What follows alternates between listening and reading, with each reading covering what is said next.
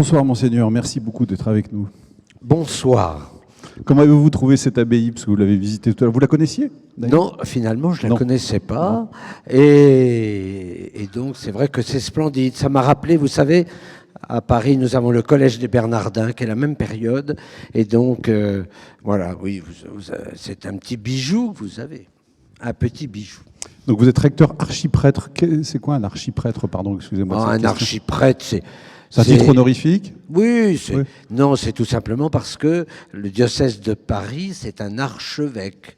Et donc, le recteur, il s'occupe de l'église de l'archevêque. Et donc, il est archiprêtre. Mais il est curé, quoi, c'est tout. Vous savez,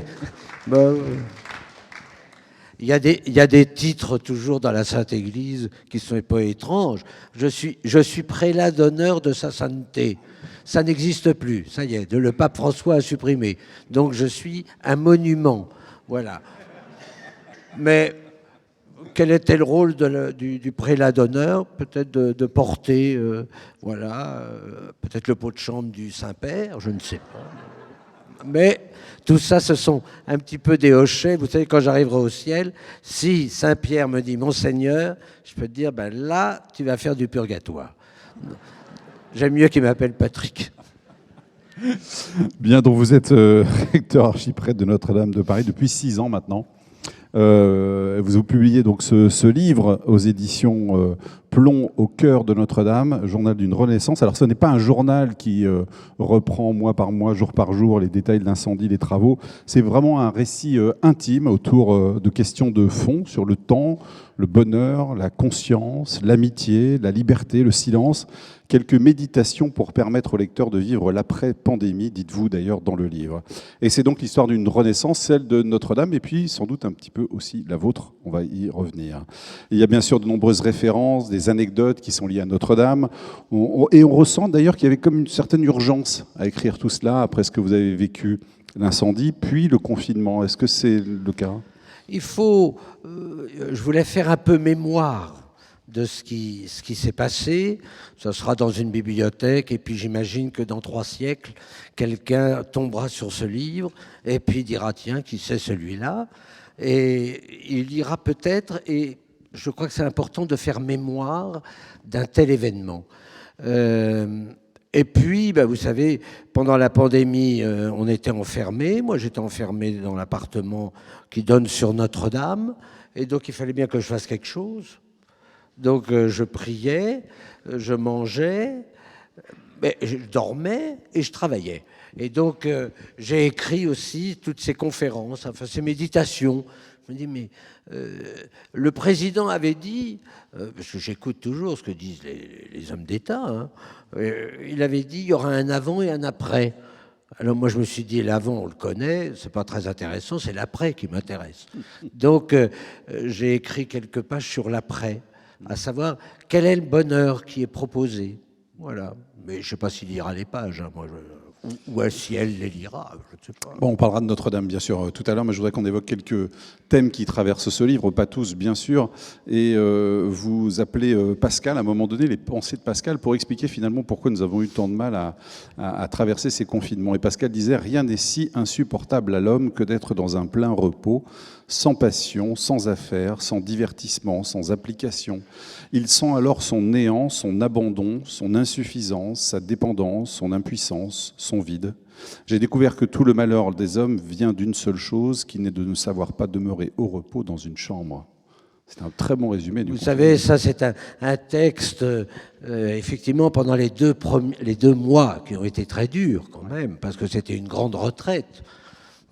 Les jésuites diraient, vous n'avez pas fait les 30 jours, vous avez fait les 60 jours. Hein, parce que 2 mois, c'est long. Et en tout cas, à Paris, vous avez de l'herbe, mais à Paris, il n'y a pas beaucoup d'herbe. Et donc, à part faire du jogging, tout le monde faisait du jogging. Mais moi, à mon âge, je n'allais pas courir comme un averti autour de Notre-Dame. Donc, je me disais, c'est aussi une grâce de pouvoir s'arrêter et puis de ne plus entendre de bruit. D'abord, à Paris, c'est rare, de ne pas entendre de bruit, entendre les oiseaux, des canards qui se promenaient, et de retrouver ces belles pages de Pascal, mais qui montrent aussi notre fragilité, parce qu'il dit aussi comment une petite goutte d'eau peut faire tomber l'humanité. Ben, écoutez, le virus, c'est une petite goutte d'eau qu'on ne voit pas, mais qui a fait tomber une bonne partie quand même de notre humanité. Et vous dites également, ça c'est vous qui le dites, ce sont les pensées de Monseigneur Chauvet, on a enfoui la dimension intérieure, la question des valeurs au profit du progrès technique et de la société d'abondance qui ont fini par se confondre avec le bien. On ne sait plus demeurer au repos dans sa chambre, on se détourne de l'essentiel, on s'ennuie parce que le temps est long. Plus précisément, soit on profite de l'instant présent où nous sommes dans l'instantané, soit nous nous projetons en 2022 et le temps est très long. On ne peut plus se projeter sur le temps moyen, savoir ce que l'on fera la semaine ou le mois prochain. On trouve le temps long, car entre l'immédiateté et le long terme, il n'y a rien. Oui, c'est ainsi que vous l'avez vécu. Oui, c'est vrai que le temps est long quand vous vous retrouvez seul et que c'est toujours la même chose. Alors, soit vous regardez la télé et là, vous avez une déprime. Oui, parce que vous êtes obligé de prendre un cachet à la fin, parce que c'était le nombre de morts, le nombre de malades. Alors là, on n'en sort pas, vous savez. Non, mais c'était important qu'on dise le nombre de morts et que dans les EHPAD, il y avait un nombre de morts et un nombre de morts. Et les contaminés, pas contaminés, c'est que vous êtes bientôt contaminés. Mais je veux dire, quelle angoisse! Donc il fallait...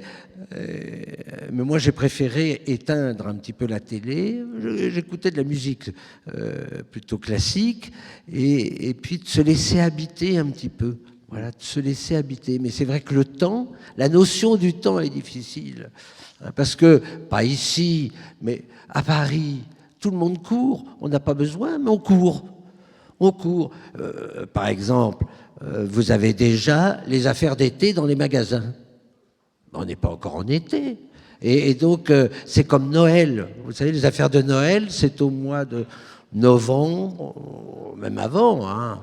Ne parlons pas de la rentrée. La rentrée, on commence à voir les boules. Oui. Les boules de Noël. Vous avez bien compris que je parle. Bon, enfin, vous voyez, c'est quand même un peu dramatique. Mais dites-vous, c'est très intéressant parce que vous interrogez notre rapport au temps et vous dites à refuser de perdre du temps, on perd le temps. Ah, mais oui. Le temps important. Je crois que oui. Apprendre à perdre du temps. Vous savez, moi, il me souvient un bon Africain, un prêtre africain, qui disait, mais c'est bizarre, vous courez toujours après le temps. Et chez nous, c'est le temps qui court après nous. C'est-à-dire que, voilà, il y a une relation au temps qui est sûrement à modifier, à purifier, mais je trouve que c'est une grâce pour notre vie intérieure de pouvoir s'asseoir, voilà, de s'asseoir. Et c'est ce que vous faites. Mais il y a sans doute une qualité de vie. Je parle un peu pour les Parisiens, ça. Mais c'est vrai qu'on n'a pas... Il faut se méfier de courir sans arrêt, ça ne sert à rien. Vous rentrez dans le métro, tout le monde court. Mais je ne vois pas pourquoi ils courent dans l'escalier à vous faire tomber par terre. Non. Et si on n'a pas celui-là, il y en a toutes les 3 minutes. Ben, on attend 3 minutes. Voilà, ça donne l'occasion de parler à quelqu'un, de lui faire un sourire. Et puis, parce que vous lui faites un sourire, elle vous regarde, ou il vous regarde en disant « Tiens, il m'agresse ». C'est toujours difficile, vous savez. Mais alors maintenant, de toute façon, tout le monde a son téléphone. Alors de toute façon, il n'y a pas de... Vous ne pouvez pas faire un sourire à quelqu'un, puisque tout le monde est devant son téléphone. Et je vais dire, mais est-ce qu'on peut se dire bonjour? Voilà, faut... Voilà. Ces technologies, vous ne les aimez pas beaucoup d'ailleurs. Non, je ne suis pas du tout. Alors, je suis nul. Dans la pratique, je suis nul. Oui. Dans la pratique et dans aussi ce qu'elles nous empêchent de prendre le temps avec les amis, dites-vous notamment. Oui. On entre dans une compétition alors que nous sommes créés pour devenir des êtres de communion, dites-vous. Je ne nie pas l'apport de ces technologies, mais il me semble important de vérifier notre liberté souvent en danger. Voilà. Là, je pense, j'aime beaucoup Bernanos, et un des grands récits de Bernanos, c'est la France contre les robots. Et il disait, il y a 80 ans, qu'on perdait notre liberté parce que les robots prenaient notre place, que les robots pensaient pour nous. Alors, c'est une intuition. Naturellement, il y a des robots qui sont bien utiles en médecine, en chirurgie, en technologie. On a besoin de tous ces robots. Parce que mon critère, simplement, quand il y a des gens qui me demandent un conseil, je dis, regarde un petit peu, déjà, si tu peux te libérer un peu de ton téléphone, deux, ton écran, voilà, qui fait écran à la relation. Parce que là, on a fait ça pendant 2 ans, là. Les visios, les vidéos, les machins, qui avec moi ne marchaient pas. Mais ça, c'est parce que j'appuie jamais sur le bon bouton. Sans doute. En tout cas, il n'y avait pas de son, et quand il y avait du son, il y avait une image, mais il n'y avait plus d'image. Enfin bref, je ne comprenais rien. Mais je me suis dit, j'ai même fait des conférences. Une conférence où j'avais un écran, donc je me voyais, mais je ne voyais pas les 200 personnes. Mais j'ai dit, moi, ce qui m'intéresse, c'est de vous voir. Tu parles que je me vois dans une glace, ça n'a aucun intérêt. En revanche, de voir les gens avec qui je parle, c'est ça qui m'intéresse. Et donc, je ne suis pas contre la technique, bien au contraire, on est bien obligé de vivre avec. Hein, mais voilà, je suis encore un homme du stylo, ça va vous faire rire, mais quand j'écris sur une feuille blanche. On me dit, ben bon, vous ne tapez pas sur votre... Je suis incapable. Qu'est-ce que vous voulez? Ça me paralyse. Mais la feuille blanche, ça c'est l'angoisse de la feuille blanche. Vous avez votre stylo et puis le premier mot. Voilà, tout est dans le premier mot. Mais vous voyez, j'ai un côté romantique complètement dépassé, mais ça n'a aucune importance. Hein. J'assume ce que je suis, mais j'ai la chance quand même d'avoir quelqu'un qui tape mon manuscrit, parce qu'après, il faut le taper. Ça, c'est autre chose. Il y a des très belles pages aussi sur l'amitié dans votre livre. Vous dites « L'amitié répond au double besoin que nous avons d'étendre notre moi au moi des autres par la sympathie et d'oublier notre moi au profit des autres par la bienveillance. » On comprend dans votre livre, en le lisant d'ailleurs, pourquoi on a finalement si peu d'amis et pourquoi ils sont si chers aussi. L'amitié est donc un moyen de perfection en ce sens qu'elle développe toutes les qualités du cœur. L'amitié n'est pas l'amour, mais elle a la même source profonde dans l'instinct qui nous pousse à nous unir entre nous, la même source dont les besoins sentis du cœur qui veut s'épancher et se donner plus encore que recevoir. L'amour et l'amitié se partagent le domaine des relations du cœur. L'amour tend à l'union physique des corps, tandis que l'amitié à la communion toute spirituelle des âmes. C'est joli. Ah oui. L'amitié, pour moi, c'est effectivement quelque chose d'important.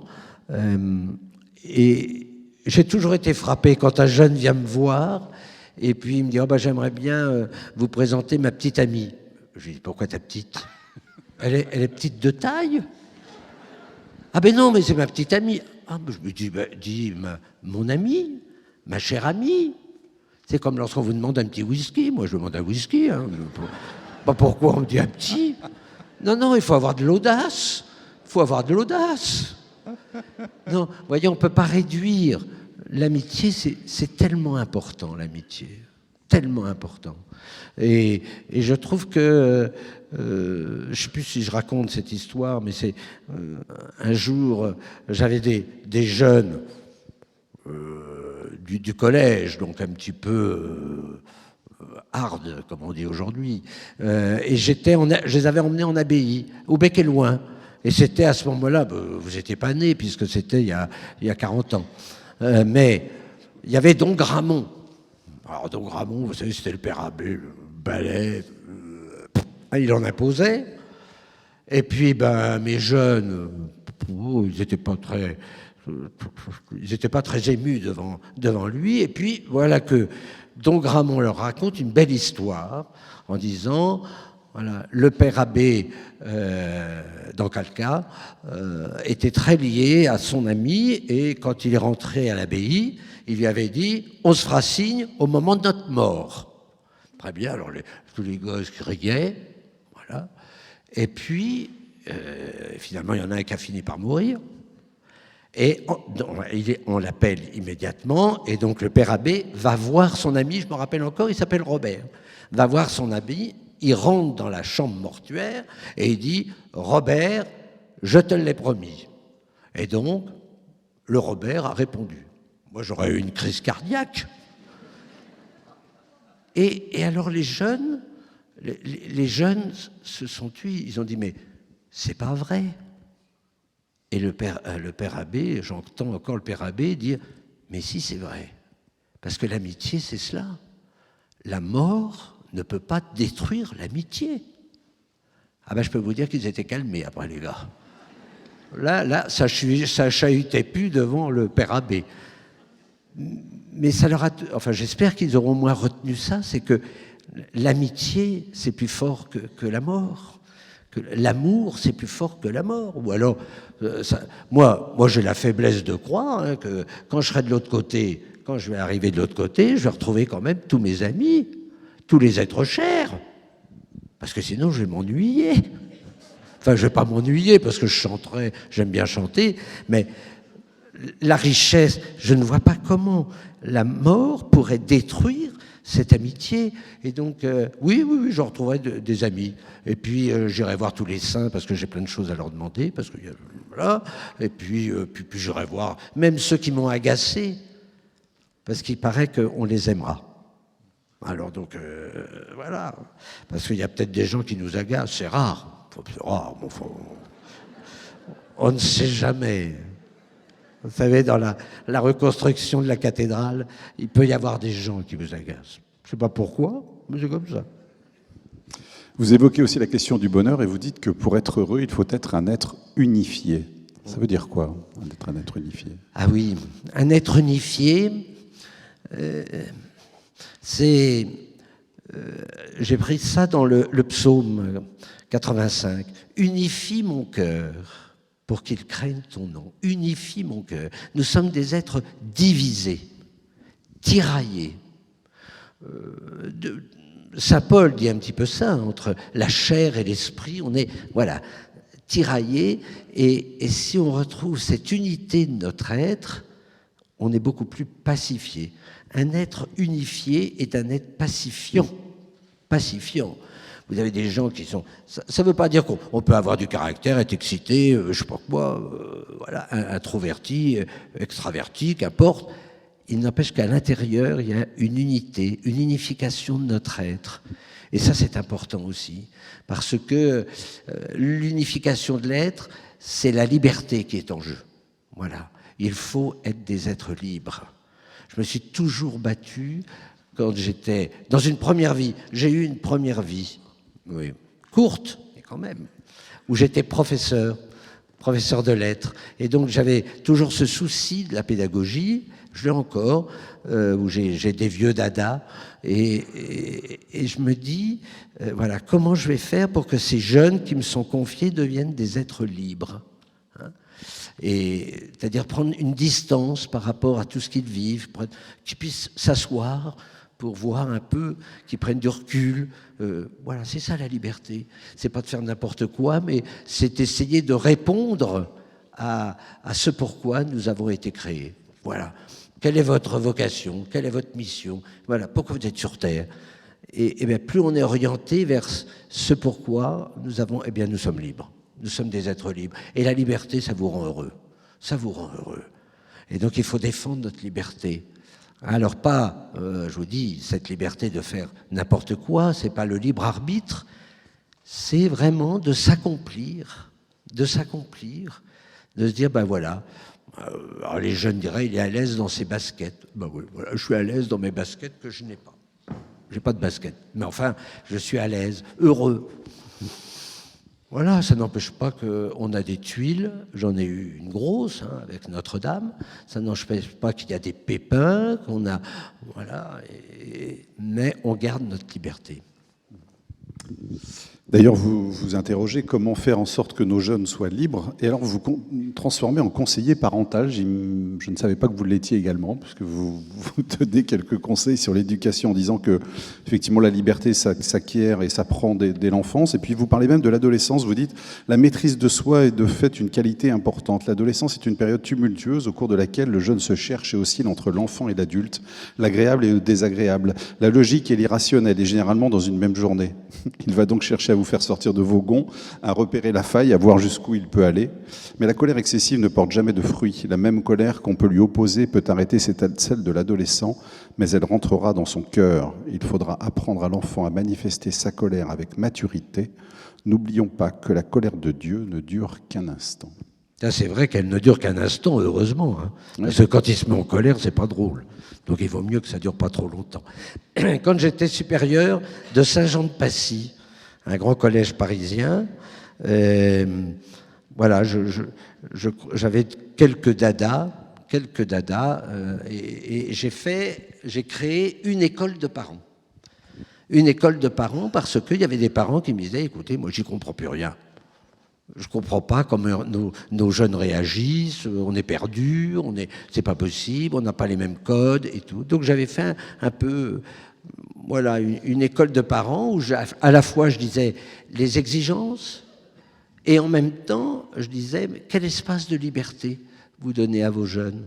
Voilà, c'était ça pour moi le plus important. Et ça, voilà, donc comment gérer ça? Vous n'êtes pas là pour dresser des enfants, vous êtes là pour les éduquer. Donc c'est un chemin, et c'est un chemin passionnant, passionnant. Hein. Alors c'est vrai que ça évolue. Je vous dis, moi j'ai été prof de lettres en 1970 ou 71, et puis j'ai été après dans mes ministères, j'ai été ordonné en 80, j'ai été aumônier à Sainte-Croix-de-Neuilly, et après j'ai été directeur de séminaire. Mais c'est directeur de séminaire, vous formez des jeunes. Hein. Donc j'ai formé des jeunes. Et puis je suis après redevenu supérieur de Saint-Jean-de-Passy, où j'étais encore avec des jeunes. Donc je voyais bien l'évolution. Hein. L'évolution, puis je vois les jeunes que je rencontre aujourd'hui, où, bah oui, nos critères bougent. Vous savez, c'est ahurissant. Hein. Ce qui était mauvais hier devient bon aujourd'hui. Voilà, alors, je comprends les parents qui sont un peu perdus. Voilà. Et donc, il faut être quand même d'actualité. Ce matin, j'étais avec un historien, c'était sur France Culture, et comment ça s'appelle, le fou d'histoire. Voilà. Je lui dis, moi je ne suis pas du tout historien, alors comme ça, vous êtes tombé sur le mauvais numéro. Mais c'est pas grave, on n'a pas parlé d'histoire. Mais je disais, il ne faut surtout pas, vu mon âge, commencer à dire de mon temps. C'est foutu. Ne dites pas de mon temps, parce que là, vous êtes paumé. Mais de mon temps, ben c'était autrefois. Donc c'est fini. Moi, ce qui m'intéresse, c'est aujourd'hui. Essayer de comprendre l'aujourd'hui, c'est déjà pas si simple. Et puis, demain, où allons-nous? Qu'est-ce qu'on est en train de construire? Et vous voyez, ça, c'est quelque chose qui me paraît important. Et je vais écrire un jour un petit bouquin là-dessus, parce que ça me détend d'écrire, moi. Et donc, voilà. Surtout, puisque j'ai atteint mes 70 ans, je me suis dit, dans le psaume, à 70, c'est déjà bien, il dit le psalmiste. Donc, je dis, oui, je trouve que c'est déjà bien. Mais ne regarde pas en arrière. Mais si je regarde en arrière, ça m'arrive quand même. C'est non pas pour dire oh, le passé c'était si bien, mais c'est pour dire si je veux construire l'avenir, il faut que je m'appuie quand même sur l'expérience du passé. C'est peut-être ça la difficulté que j'ai avec Internet. Avec Internet, voilà, c'est une nouvelle culture. Et elle est importante, puisque voilà, c'est la culture de nos jeunes. Mais voilà, c'est une culture qui part peut-être de rien, et on construit. Moi, je pense qu'il faut oser interroger les anciens pour pour comprendre le présent et construire l'avenir. Je pense qu'il ne peut pas y avoir de rupture. Et le prof que j'étais se dit, qu'est-ce qui s'est passé ? Parce qu'il y a quelque chose qui s'est passé. C'est que la courroie de transmission a été cassée. Elle a été cassée. Alors, on l'a datée, 68, on n'a qu'à dire 68, hein. Mais ça veut dire que l'Église a du mal à transmettre, la famille a du mal à transmettre, l'État a du mal à transmettre, l'éducation nationale a du mal à transmettre. Et donc cette non-transmission, ça peut créer des barbares. Parce qu'une nation, une société qui ne transmet plus, obligatoirement, va former des barbares. Et ces barbares, ce sont nos enfants. Et nos enfants nous tueront, puisqu'ils seront devenus des barbares. Donc, je dis, il faut absolument transmettre notre culture. Alors bon, tout le monde n'est pas d'accord avec ça, mais moi je vous dis ce qui m'habite, je pense qu'il faut transmettre notre culture, parce que c'est notre culture qui a fait notre nation. Quand j'ai visité votre abbaye, c'est notre culture, c'est votre vie, ce sont vos racines. Et donc c'est une joie de se dire, mais voilà, c'est là, ça tient, c'est grandiose, voilà, c'est l'histoire, il y a eu des moines, voilà, mais se dire, mais voilà, on a les pieds sur terre et on est en train de marcher là où il y en a d'autres qui ont marché avant nous. Et ça se construit, ça ne veut pas dire qu'il faut vivre comme au Moyen-Âge, naturellement, ça serait stupide. Mais ce qui m'intéresse, c'est de se dire comment ces gens-là ont vécu. Vous savez, on me posait la question, le drame de la cathédrale, et là ce que je vois aujourd'hui des travaux qu'on est en train de faire, mais moi ça me fait penser à tous ces bâtisseurs de cathédrales. Et je ne m'étais même pas rendu compte le travail que ça représentait, on est habitué.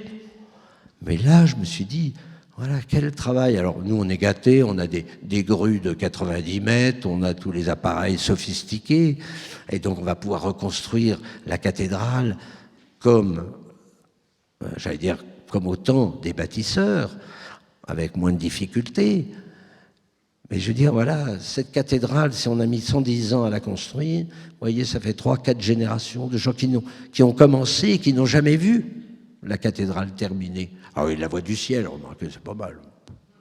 Ils la voient en 3D, il paraît. Je ne sais pas très bien ce que ça veut dire. Mais c'est bien. Mais je trouve que, voilà, ça fait partie de notre culture. Enfin, moi, d'ailleurs, je rends grâce qu'il y ait des musées, hein. Vous savez, les musées, ça permet... Moi, j'emmenais, mais c'était il y a 40 ans, 50 ans, j'emmenais les jeunes au musée, moi, au Louvre, je m'excitais devant un tableau.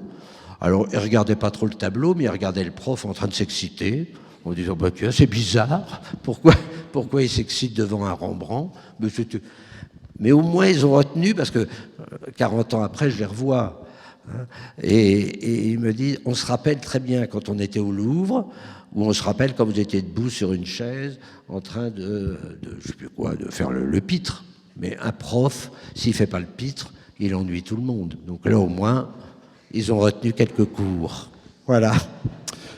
Pourquoi, monseigneur, l'espérance est-elle si peu évoquée dans l'éducation des enfants? Vous connaissez ce mot de Peggy, cette petite espérance qui n'a l'air de rien du tout. L'espérance, c'est cette vertu que j'appelle, avec la foi, la vertu de l'exode. C'est la vertu qui me fait avancer. L'espérance, ça me permet de ne pas uniquement avoir le guidon, le nez sur le guidon, mais plutôt de regarder plus loin. L'espérance, c'est face au drame, et je l'ai connu avec Notre-Dame, où elle ne vient pas tout de suite, hein, l'espérance. D'abord, je commence par râler, parce que je râle auprès du bon Dieu. Mais je me dis, après, je vais avoir besoin de cette petite flamme, cette petite espérance pour pouvoir me relever. Pour pouvoir me relever. On commence à espérer quand on n'a plus rien. Quand on n'a plus rien. Je pense à la petite Thérèse de l'Enfant Jésus, à Lisieux, voilà. 3 mois avant sa mort, elle dit à sa prieure, je crois qu'il n'y a pas de soleil derrière les nuages. C'est pas brillant. Où elle dit, comment vais-je faire pour mourir? Voilà. On pense toujours qu'on veut quelque chose d'un peu glorieux. Et puis voilà. Les véritables espérances, parce que si je vous dis, on espère tous, ici, il n'y a pas de problème, on est assis, voilà, il fait bon, vous voyez à la télévision, tout ça c'est parfait. Mais si on est à 3 mètres et que j'enlève le filet en dessous et je dis saute, ben ça s'appelle espérer contre toute espérance. C'est Saint Paul. Et donc, Voilà, j'essaie de trouver des signes d'espérance.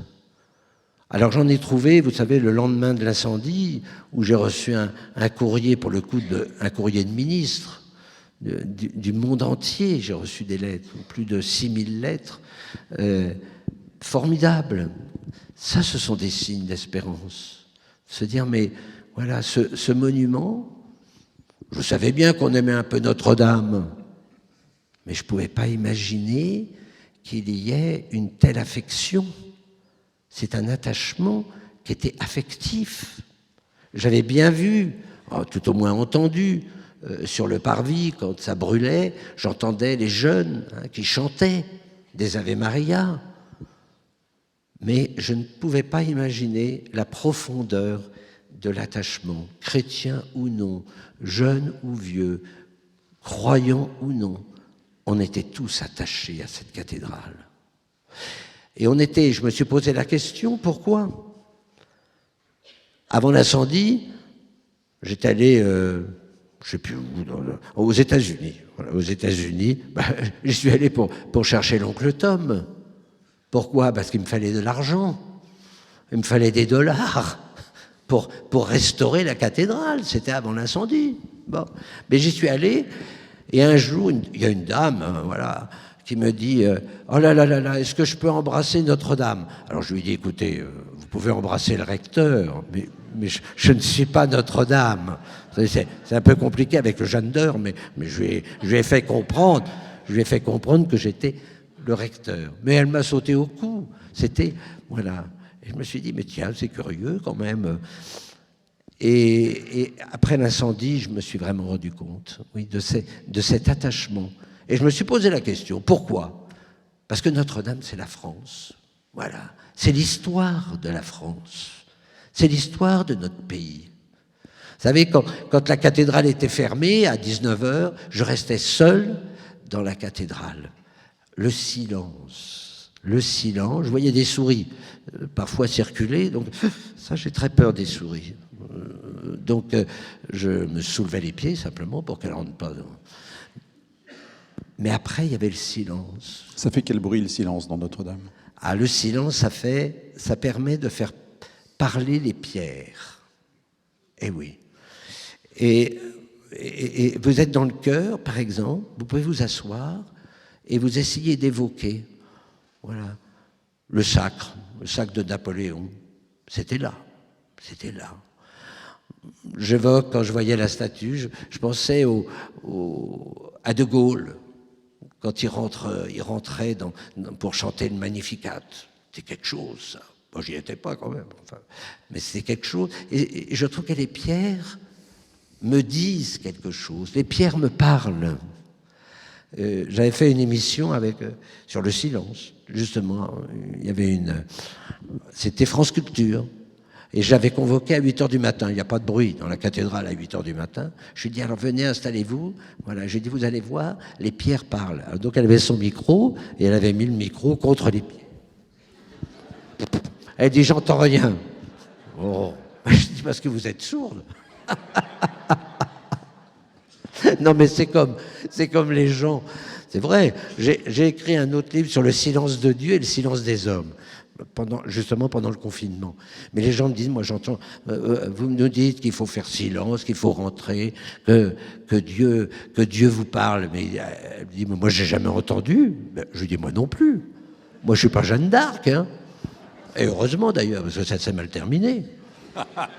Ben non, mais qu'est-ce que ça veut dire? Je veux dire, mais Dieu parle à l'intérieur. Mais vous savez... Oh, tiens, je vais vous raconter ça. Je peux me lever un peu? Bien sûr, je vous en prie. Ah oui, parce que là-dessus, j'ai des crampes. C'est le père Carré, grand dominicain, qui a prêché le carême un jour à Notre-Dame de Paris.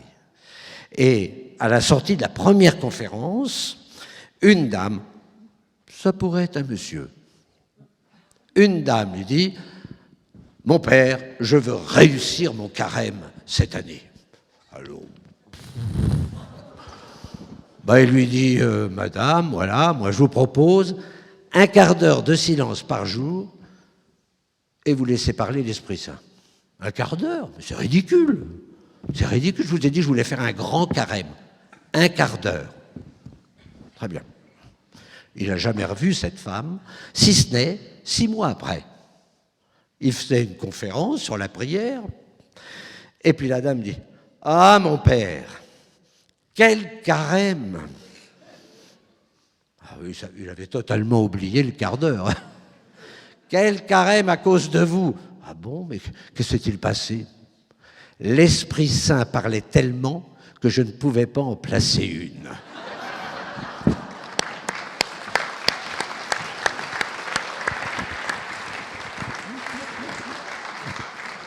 C'est comme celles et ceux qui veulent avoir des frissons. Moi, j'entends des gens qui viennent me voir en disant « Mon père, je ne sais pas prier. » Je dis « Pourquoi ?»« Parce que j'ai pas de frissons. » Il n'y a pas de frissons. Mais c'est curieux, des gousi-gousi. Il y a des gens qui aiment bien voir, ça me chatouille. Mais moi, ça ne m'a jamais chatouillé, je peux vous assurer. Hein. Je ne suis pas Thérèse d'Avila. Thérèse d'Avila, elle se soulevait de la moquette. Elle allait où? Et les sœurs la tenaient, parce que sinon, elle montait trop haut. C'est vrai, hein, je ne vous raconte pas d'histoire. Eh ben, je vais vous raconter une histoire de moine, puisqu'on est dans un monastère. Un moine priait pour dire si je pouvais avoir un petit signe de ta présence, Seigneur. Un petit signe, parce que c'est vrai que prier de rien ressentir, c'est terrible. Oh, un petit signe. Eh bien, à ses noces d'or, 50 ans de vie, vraiment c'est formidable, vie consacrée, sa profession solennelle, 50 ans, ce jour-là, il y avait tous les amis, voilà, c'était la fête, machin. Le soir, le père abbé, voilà, après le grand salvé, bénit tous les moines, et puis il reçoit une goutte d'eau bénite. Et frisson. Oh Seigneur, ça c'est le plus beau cadeau. Ça fait 50 ans que je te demande ce cadeau. Oh Seigneur, merci Seigneur. Après, on met la capuche, il continue, il s'arrête devant la Sainte Vierge. Station. Un petit frisson. Oh Seigneur. Ben non, mais c'est normal que le Seigneur a fait un frisson. Marie aussi, elle est là. Seigneur, non Marie, c'est trop. Bon, enfin, je te remercie parce que voilà, je sais que tu es là. Continue.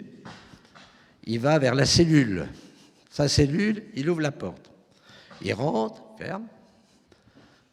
Frisson. Oh, bon non Seigneur, c'est excessif. C'est pas possible.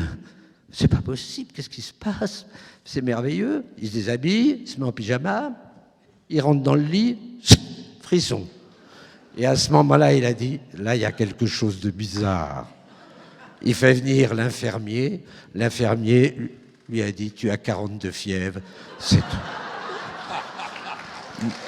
Ne demandez pas des frissons. C'était un sketch signé Patrick Chauvet. Oui. Ah mais je peux vous en faire comme ça toute la nuit. Bon. Je m'interrogeais en vous écoutant tout à l'heure sur la façon dont vous racontiez ces moments seuls dans la cathédrale. Quel rapport vous aviez finalement, ou vous avez avec cette cathédrale? C'est presque intime finalement. Et je me dis, vous avez dû vivre ça comme une dépossession, cet incendie. Oui, c'est vrai que là, ça a été une véritable dépossession. Vous savez, quand vous êtes sur le parvis de la cathédrale, j'étais à côté du général des pompiers, qui à la fois me tenait au courant de ce qui se passait. Vous savez, maintenant, il y a des drones, donc on voit absolument tout ce qui se passe. Il y avait le grand écran, et comme il me l'a dit d'ailleurs, il ne m'a pas épargné, dans le sens où il me disait, voilà, le feu avance, le feu avance, le feu avance, bon, très bien. Mais le moment le plus difficile, c'est quand la tour nord s'est enflammée.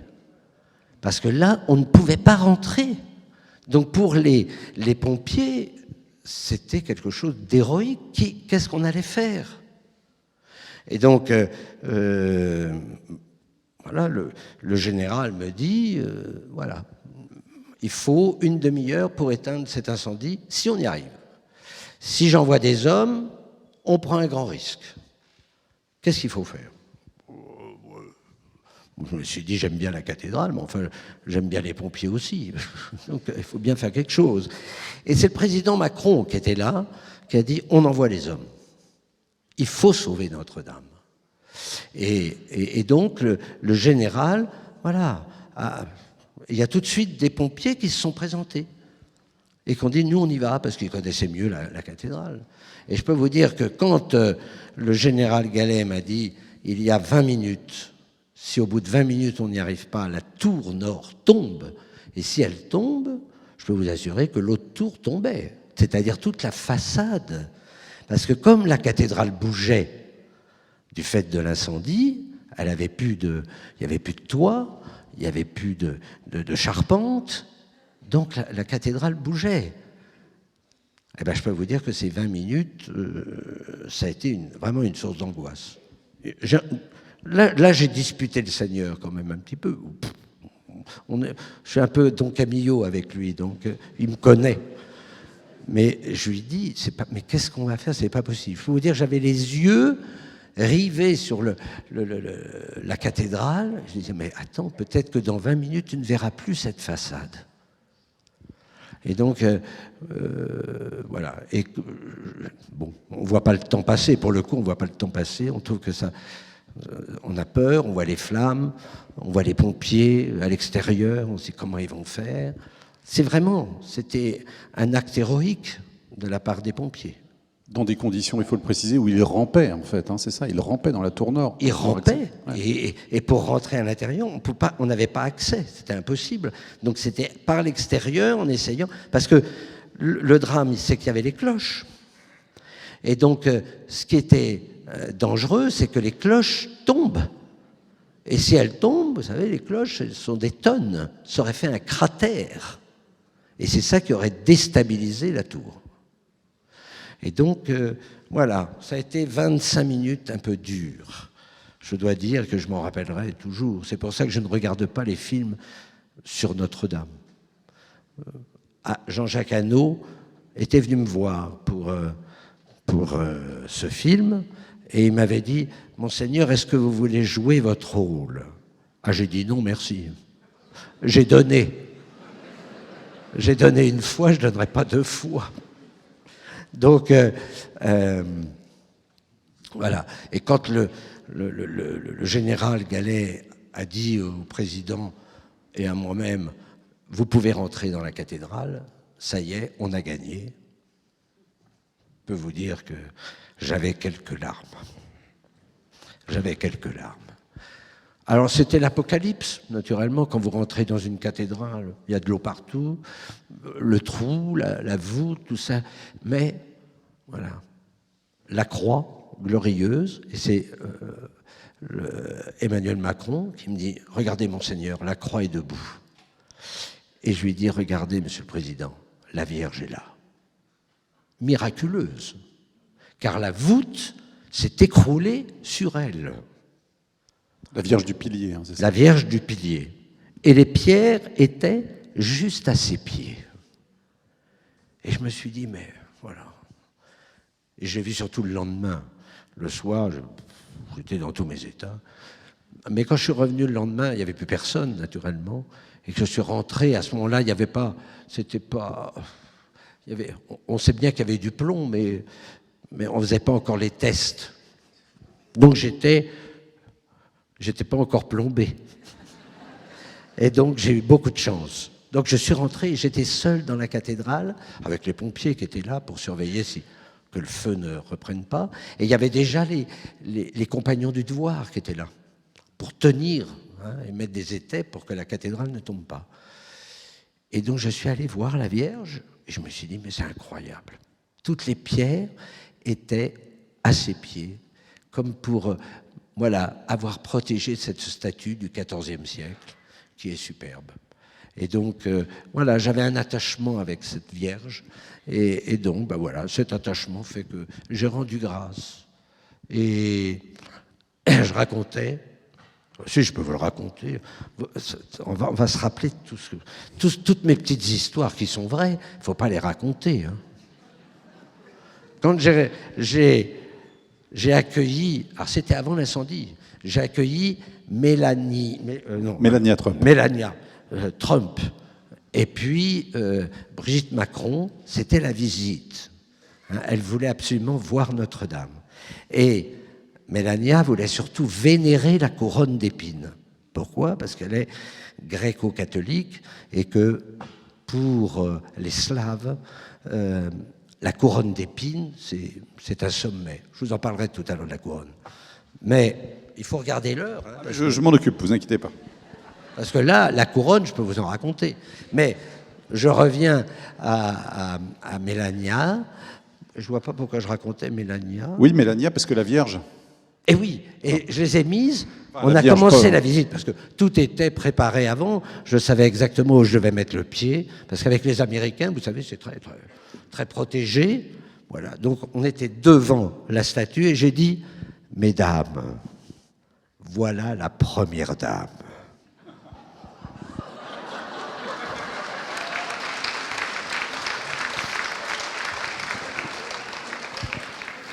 Mais elles ont été obligées de dire « c'est vrai ».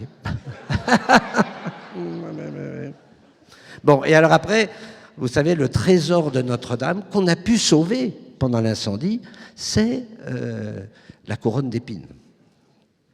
La couronne d'épines, c'est Saint-Louis qui a racheté à Constantinople cette couronne. Il a ruiné le royaume de France, mais cette couronne est arrivée d'abord à Notre-Dame.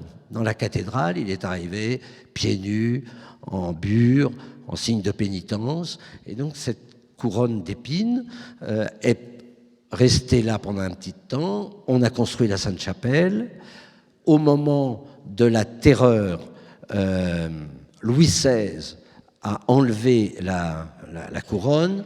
On l'a mise à Saint-Denis. Et puis après, elle s'est mise dans une bibliothèque. Elle était là dans une bibliothèque qui conservait les grands. Et donc, elle a été protégée comme ça, cette couronne. Et c'est Napoléon qui a confié de nouveau la couronne à la cathédrale et au chapitre de la cathédrale. Et je suis le doyen, donc on ne peut sortir la couronne que si je donne mon feu vert. Mais vous savez, pour sortir la couronne, c'est très dur. Elle ne doit pas quitter Notre-Dame. Suite à l'incendie, elle est partie, elle a voyagé un peu. Elle est d'abord allée à la mairie de Paris. Parce que la maire avait ouvert ses salons pour la couronne. Et donc, naturellement, tous les gens qui travaillaient à la mairie se disaient, est-ce qu'on ouvre le coffre pour voir la couronne? Ils ne l'ont pas ouvert, donc la couronne. Et puis, elle est allée le lendemain au Louvre, et donc elle est au Louvre. Sauf pendant le carême, où elle est venue à Saint-Germain-l'Auxerrois, et on la vénère tous les vendredis. Maintenant, elle va repartir au Louvre. Mais, des jeunes voulaient voir la couronne. Ils étaient à Saint-Eustache, le samedi des Rameaux. Moi, le soir, je me couche de bonne heure. Je me suis dit, bon, enfin, puisque des jeunes voulaient voir la couronne, j'ai dit, ça vaut le coup de faire ça. Dans ce cas-là, il faut demander l'autorisation à la DRAC, parce que la couronne ne nous appartient pas, même si elle m'est confiée, elle ne m'appartient pas. Et la DRAC a dit, d'accord, mais il faut que vous soyez entouré de la gendarmerie. Alors, me voilà parti avec la couronne, naturellement cachée, dans 2 voitures de police, des gendarmes armés comme jamais j'avais vu, comme si j'étais un terroriste. Et donc, vous savez, Saint-Germain, Saint-Eustache, pour 2 minutes et demie, en voiture. Parce que moi, dans ma naïveté, j'ai dit, je vais prendre mon paquet et puis je vais aller. Mais c'est vrai qu'il y a beaucoup de monde. Voilà. Et donc je suis arrivé à Saint-Eustache, entouré de tous ces militaires. Ils avaient mis en plus leur sirène. J'ai dit ça, c'est discret, naturellement. Et donc, si vous connaissez un peu le quartier de Saint-Eustache, ce sont les Halles. Donc, je suis sorti. Il y a beaucoup de gens qui ont dit qu'est-ce qu'il a fait, le curé, pour être entouré de flics comme ça. Parce qu'il y en avait, hein. Ils étaient 6, avec des armes au poing. Alors, je suis allé quand même faire la... Voilà, donc j'ai montré la couronne, ils ont prié et tout. Puis après, on est reparti, parce qu'ils voulaient qu'on rapporte la couronne, naturellement. Donc, de nouveau, ils étaient tous là, armés jusqu'aux dents. Voilà.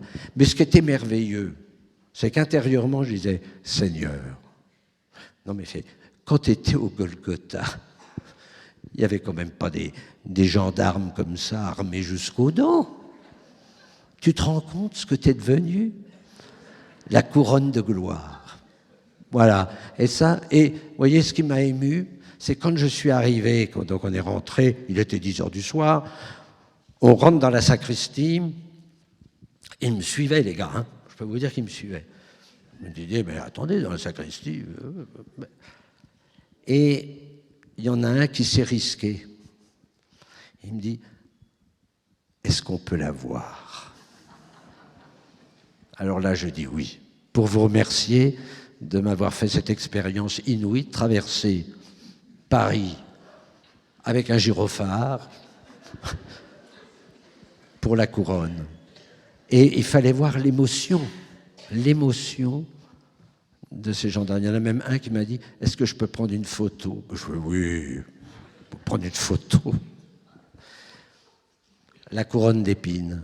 J'ai vu vraiment aussi des miracles avec cette couronne. Des miracles. J'ai vu des gens bouleversés. Vous savez, les Russes, quand il y a beaucoup de Russes qui viennent vénérer la couronne d'épines. Pour eux, la couronne, c'est la plus belle icône. C'est la plus belle icône. Et donc, quand ils viennent, ils sont toujours bouleversés.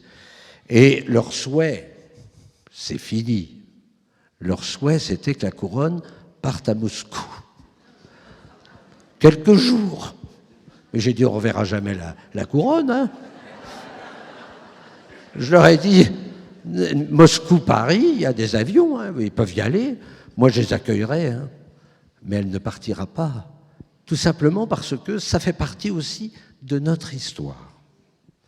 Et que, voilà, la couronne, pour l'instant, elle est au Louvre, mais elle reviendra après à Notre-Dame, car il y a la chapelle qui est dans l'axe, la chapelle de la couronne, et c'est un moment un peu exceptionnel. Et c'est vrai que mon angoisse, quand j'étais sur le parvis, je disais aux pompiers, voilà, et n'oubliez pas la couronne d'épines, qui était dans un coffre. Hein, mais alors il me dit, ben, vous avez le code? Non, j'avais même pas le code.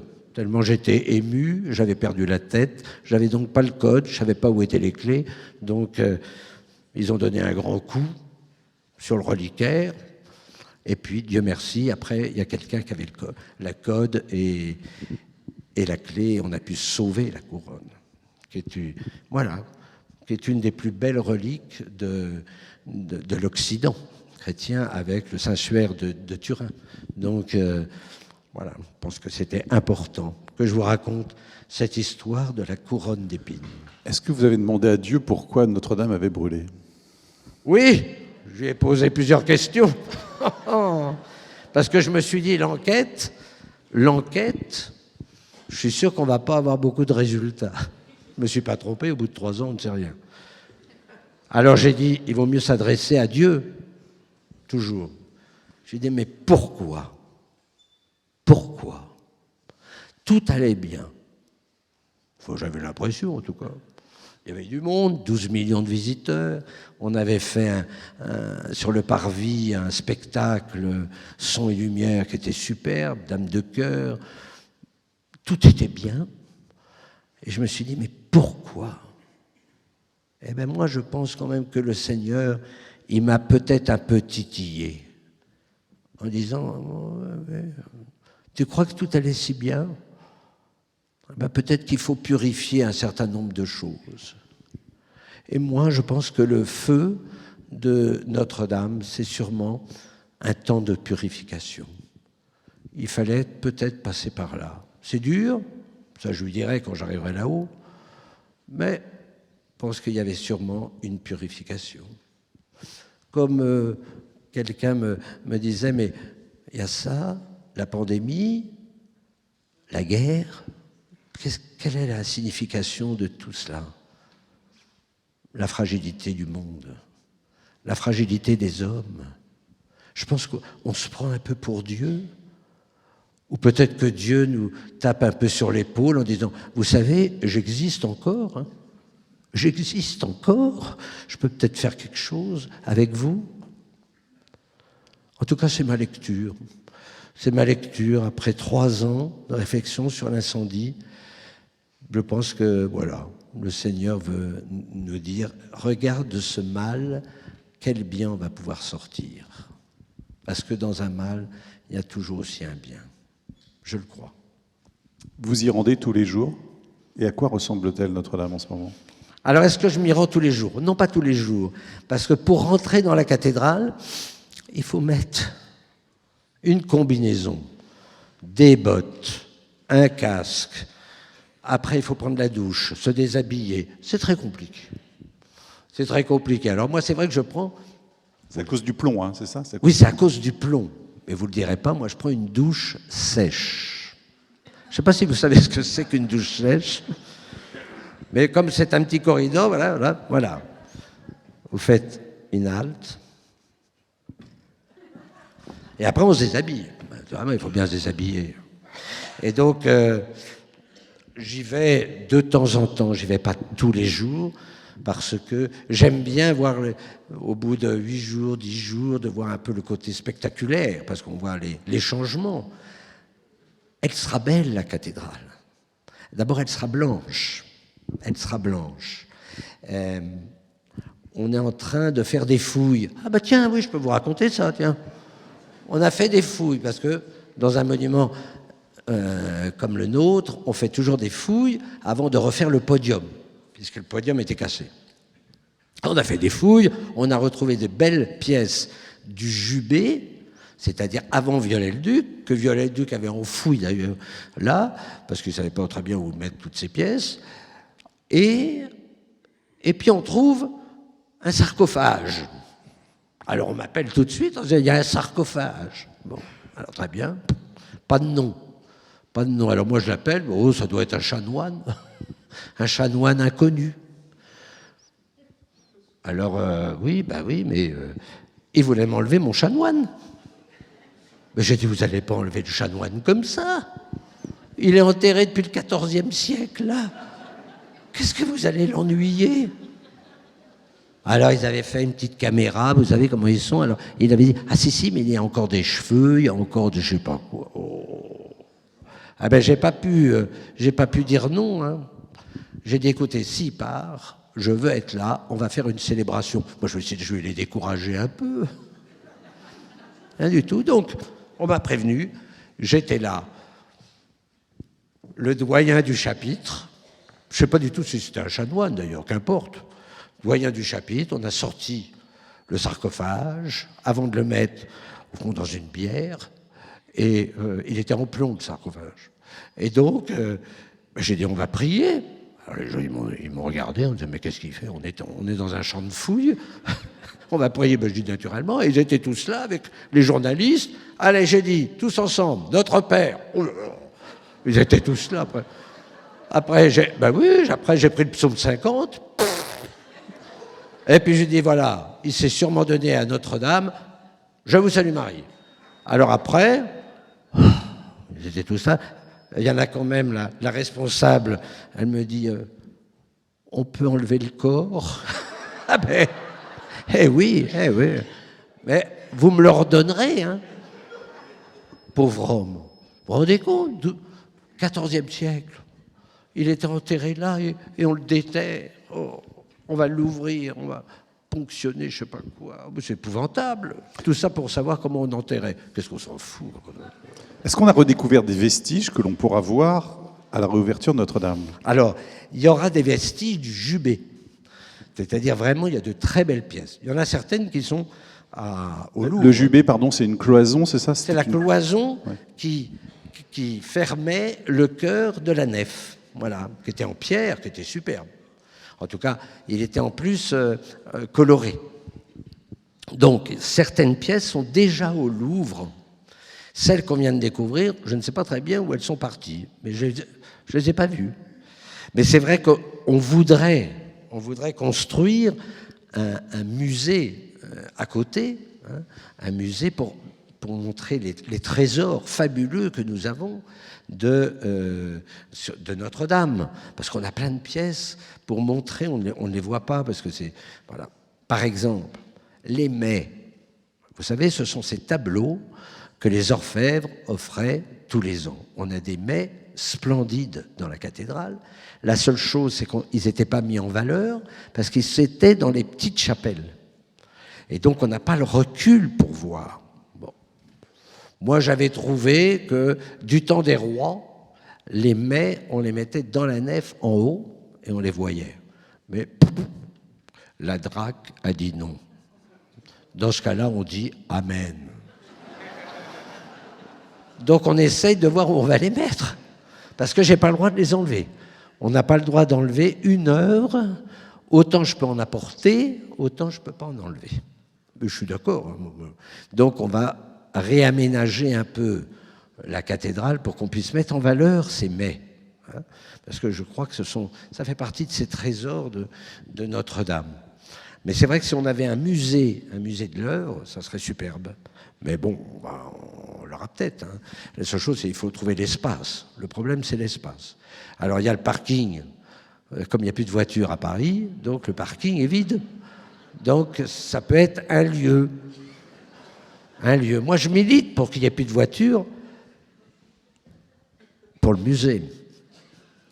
Mais voilà, donc ça peut être un lieu possible. Mais c'est vrai qu'on en aurait besoin. Donc en ce moment, il y a 3 chantiers en permanence, c'est ça? La flèche, la voûte, la charpente? Oui.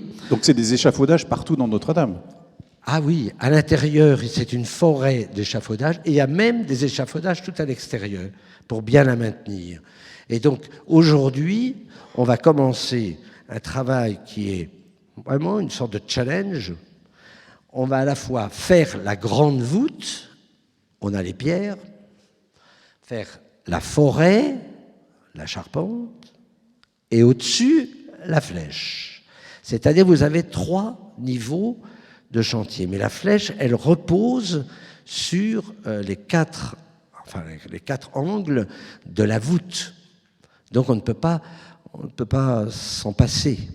Donc, si vous venez à Paris en 2023, par exemple, l'automne 2023, vous risquez de voir progressivement la flèche monter. Voilà. On a le bois. Merci les Sartois. Ouais.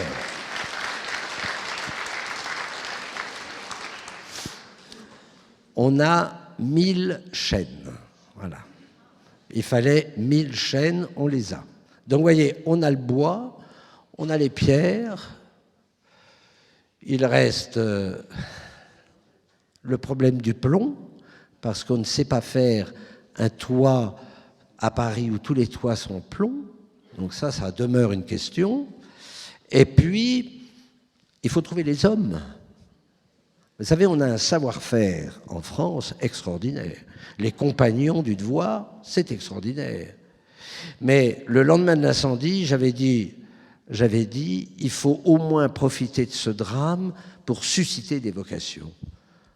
Et donc, il y a parfois des expositions où les jeunes viennent voir des tailleurs de pierre, des charpentiers, pour la ferronnerie d'art aussi, se dire, mais essayons de susciter pour que vous ayez après des jeunes qui prennent la suite, parce que c'est important. C'est un chantier extraordinaire.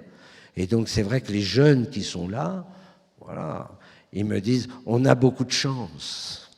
C'est vrai que c'est un chantier de fin de carrière. Ben, je fais, attends, t'as 30 ans. Fin de carrière, t'as rien compris au film, toi.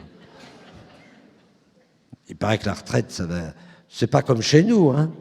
La retraite, nous, c'est 75. Donc, bon courage, hein.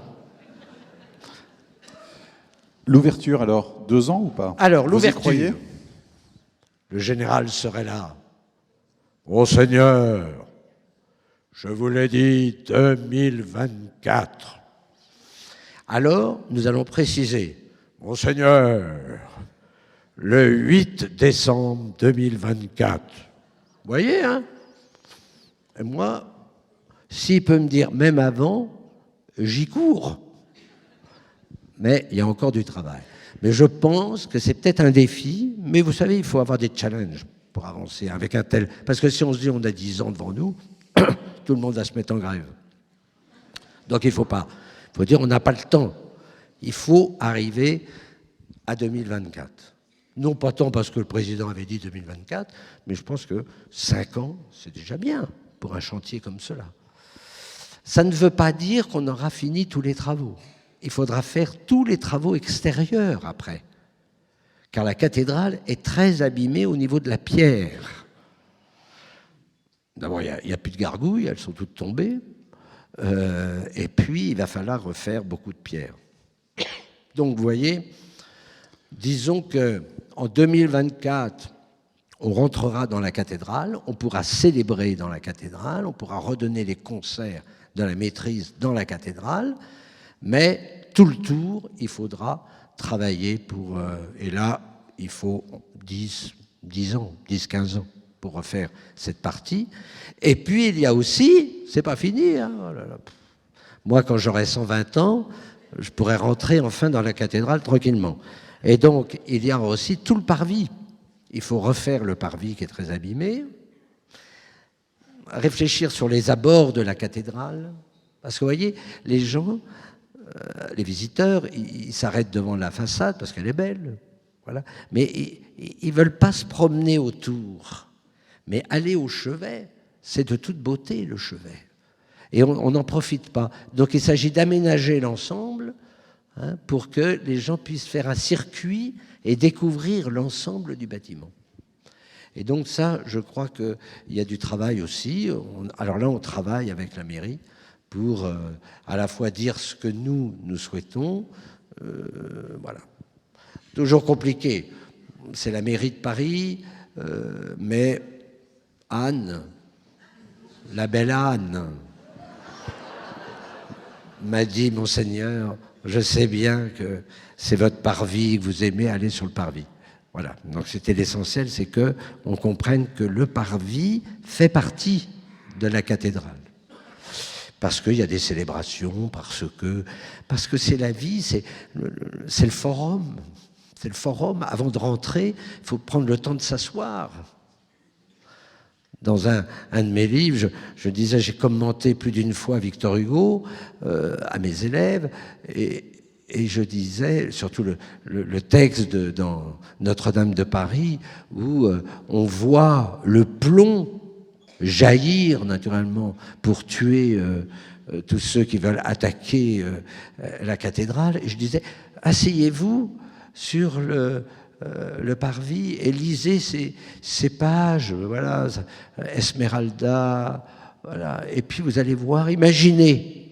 Ben, quand je disais ça, je ne pouvais même pas, moi, imaginer un seul instant que quelques années après, je serais sur le parvis, pas assis parce que j'étais debout, et que je voyais le plomb tomber comme ça.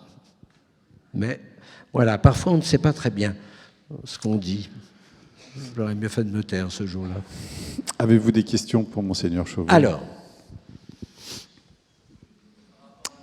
il y a un micro qui va circuler, on va vous... Normalement... Par rapport à l'orgue. Par rapport à l'orgue, oui. Je vais répondre à l'orgue. Donc, l'orgue, Dieu merci, le grand orgue n'a pas été abîmé. Combien de tuyaux, Monseigneur? 8200 tuyaux. C'est un des plus bels instruments, hein. 8200 tuyaux, et bon, il a été sali avec les poussières de plomb, naturellement.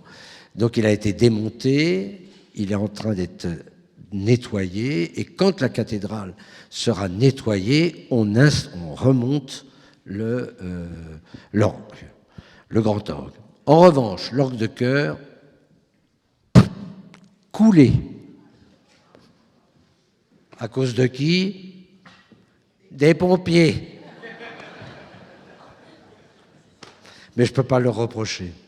Parce que s'ils ont, effectivement, c'est qu'on avait toutes les stalles à côté. Tout le chœur, avec ces stalles qui sont superbes. Et donc, il a fallu arroser l'ensemble pour être sûr que le feu n'attaque pas le chœur.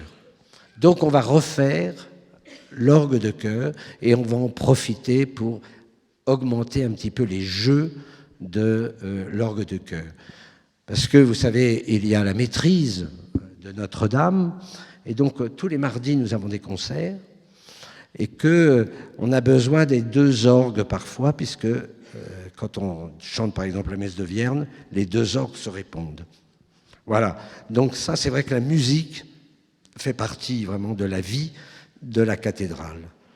Donc on va l'installer, il faudra 6 mois pour accorder le grand orgue, parce que, vous voyez, tout a changé dans Notre-Dame.